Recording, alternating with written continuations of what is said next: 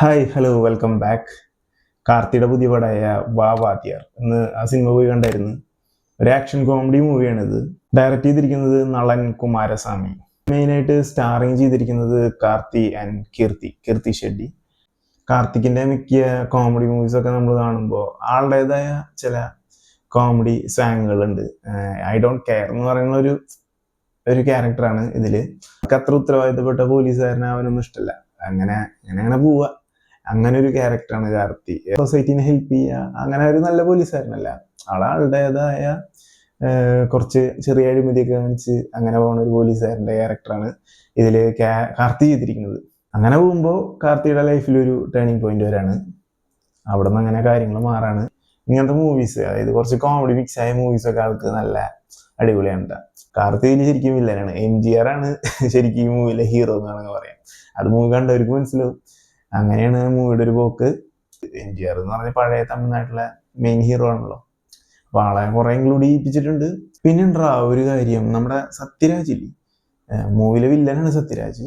ആളുടെ പല്ല്, ഇതിൽ ഞാൻ പല്ല് ശ്രദ്ധിച്ചു. ആളുടെ പല്ലെന്തോ എക്സ്ട്രാ വെച്ചതാണ്. ഇനിയിപ്പോൾ ആളുടെ പല്ല് അങ്ങനെയാണെന്ന് അറിയില്ല. നമ്മുടെ ഈ വിജയുടെ നൻപൻ മൂവിയിലൊക്കെ കണ്ടിട്ടില്ലേ, ആളുടെ പല്ല് കുറച്ച് മേലോട്ട് തള്ളി നിൽക്കുന്ന രീതിയിൽ അങ്ങനെ ഒരു പല്ല് വെച്ചിട്ടാണ് ഇതിൽ ആക്ട് ചെയ്തിരിക്കുന്നത്. വില്ലൻ ക്യാരക്ടറാണ്, പക്ഷെ ആളെ കാണുമ്പോൾ ചിരി വരും നമുക്ക്. അങ്ങനത്തെ ഒരു വില്ലനാണ് ആള്. ഫുള്ള് ഇതിൽ വില്ലൻ ആയിട്ടുള്ള, വില്ലൻ ചെയ്യേണ്ട കാര്യങ്ങൾ തന്നെ ചെയ്തിട്ടുള്ളൂ. പക്ഷെ ആളുടെ ഒരു ലുക്കും കാര്യങ്ങളും കാണുമ്പോൾ നമുക്ക് അങ്ങനെ ടോട്ടലി ഒരു വില്ലൻ ഫീൽ ഒന്നും ഇല്ല. എന്നാലും ആള് വില്ലൻ തന്നെയാണ്.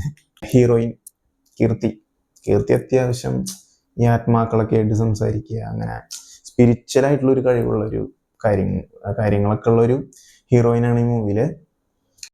പിന്നെ മൂവിയിൽ കുറെ അമാനുഷികമായ കാര്യങ്ങളും അതേപോലെ കുറെ ലോജിക്ക് ഇല്ലാത്ത കുറെ കാര്യങ്ങളൊക്കെ ഉണ്ട്. അതൊക്കെ നമുക്ക് മൂവി ആസ്വാദനത്തിന്റെ ഭാഗമായിട്ട് എടുക്കാം. MGR മൂഡിലൊരു പടം, നമ്മുടെ കാർത്തിക മേത്ത് MGR കയറാണ്. മൂവിലൂടെ നീളം നമുക്ക് MGRനെ കാണാൻ പറ്റും. കുതിര പിടിക്കുന്ന MGR, കുറെ ടൈപ്പ് MGR, കുറെ ആളുകൾ MGRന്റെ വേഷം കെട്ടിയിട്ടൊക്കെ മൂവിയിൽ വരുന്നുണ്ട്. നമ്മുടെ കാർത്തിയുടെ ഒരു അച്ചാച്ചൻ ഗ്രാൻഡ് ഫാദർ മരിക്കണ ഒരു ടൈമിൽ ഒരു സീനിലൊക്കെ കുറെ പേര് MGRന്റെ വേഷം കെട്ടി വരുന്നുണ്ട്. മൂവി മൊത്തത്തിൽ കണ്ടപ്പോൾ എനിക്ക് നിങ്ങളോട് പറയാനുള്ളത്, ഒരു ഫൺ മൂവി ആയിട്ട് എടുക്കുക. ആക്ഷൻ ആൻഡ് കോമഡി മൂവിയാണിത്. അപ്പോൾ ആ ഒരു രീതിയിൽ മൂവി പോയി കാണണം. അല്ലാതെ നമ്മൾ കുറെ പ്രതീക്ഷയൊന്നും വെച്ചിട്ട് പോകരുത്. അത്ര വലിയ പ്രതീക്ഷ വയ്ക്കാനുള്ള മൂവിയൊന്നും ഇല്ല. ജസ്റ്റ് ഒരു ഫണ്ണ്. അങ്ങനെ ഒരു രീതിയിൽ മൂവി എടുത്തിരിക്കുന്നത്, മൂവിയുടെ ഒക്കെ സ്റ്റോറി പോണതും ഒക്കെ അങ്ങനെ തന്നെയാണ്. ഇടയിൽ ചെറിയ ഇമോഷണൽ സീനൊക്കെ കുറച്ച് വരുന്നുണ്ട്. എന്നാലും ഞാൻ പറയണം, അത്ര സീരിയസ് ആയിട്ടുള്ള ഒരു സംഭവമല്ല. പിന്നെ അത് മാത്രമല്ല, ഇതിൽ കഥ എന്ന് പറയുമ്പോൾ വളരെ സിമ്പിൾ സ്റ്റോറിയാണ്. ഒരു വില്ലൻ, അതുപോലെ ഒരു ഹീറോ വില്ലന്റെ സൈഡായിരുന്നു ആദ്യം. പിന്നീട് ഞാൻ പറഞ്ഞില്ലേ, ഇതില് ഒരു ടേണിംഗ് പോയിന്റ് വരുന്നുണ്ട്. അത് ഞാൻ ഡീറ്റെയിൽ ആയിട്ട് പറഞ്ഞില്ല, സ്പോയിലർ ആവും. മൂവി എടുത്തുക്കണൊക്കെ അടിപൊളിയാണ് കേട്ടോ. സിനിമാറ്റോഗ്രഫി, എഡിറ്റിങ് ഒക്കെ അടിപൊളിയാണ്. George C. വിൽസനാണ് സിനിമാറ്റോഗ്രഫി. വെട്രിയാണ് എഡിറ്റിങ് ചെയ്തിരിക്കുന്നത്. ഇവരുടെയൊക്കെ വർക്ക് അത്യാവശ്യം നന്നായിരുന്നു. പിന്നെ കാർത്തിക്ക് ഒരു പ്രത്യേകത, അവന് കൊടുക്കണ ക്യാരക്ടർ അവൻ എങ്ങനെയെങ്കിലും സെറ്റാക്കി എടുക്കാൻ നോക്കും. ആ ഒരു സംഭവം ഇതിലാണ് നന്നായി ട്രൈ ചെയ്തിട്ടുണ്ട് കേട്ടോ.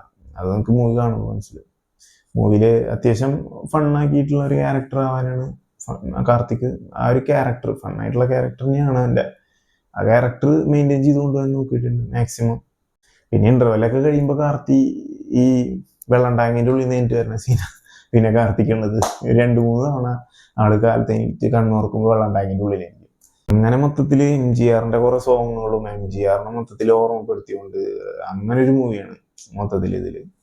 അപ്പോൾ MGR വന്ന് അഭിനയിച്ചു കഴിഞ്ഞാൽ ഉള്ള മൂവി എങ്ങനെ ഇരിക്കും, അതേപോലെയാണ് മൂവി പോണത്. അത് ഞാൻ പറഞ്ഞ ഫൺ ആൻഡ് കോമഡി ആക്ഷൻ അതൊക്കെ പ്രതീക്ഷിക്കുക. അങ്ങനെ ഒരു ഇതിൽ പോയാൽ മതി. വലിയ പ്രതീക്ഷ വെക്കണ്ട. എനിക്ക് മൂവി അത്ര കാര്യമായിട്ട് തോന്നിയില്ല. ഞാനും കുറെ കോമഡി എലമെന്റ്സും ആക്ഷൻ കാര്യങ്ങളൊക്കെ എൻജോയ് ചെയ്തു. വന്നാലും ഞാൻ പറയാം, ആവറേജ് ഫീലിംഗ് ആണ്. ഒരു 40% സാറ്റിസ്ഫൈങ് ആണ് എനിക്ക് ഈ മൂവി കണ്ടപ്പോൾ തോന്നിയത്. ഇത്രയൊക്കെയുള്ളൂ എനിക്ക് ഈ മൂവിനെ കുറിച്ച് പറയാൻ. അപ്പം എന്തായാലും അടുത്ത മൂവി റിവ്യൂ ആയിട്ട് കാണാം കേട്ടോ. ബൈ.